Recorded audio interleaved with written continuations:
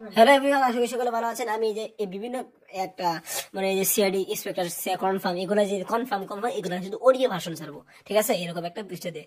তো final inspector confirm CID 2 তে এই বিষয়টি আপনারা কি করে দেখছেন অবশ্যই জানাতে পারেন কমেন্ট বক্সে। সিআইডি 2 তে থাকছে শ্রেয়া শ্রেয়া শ্রেয়া, এতে কোনো সন্দেহ নাই, এতে কোনো আমি বেশি কথা বলতে পারি না।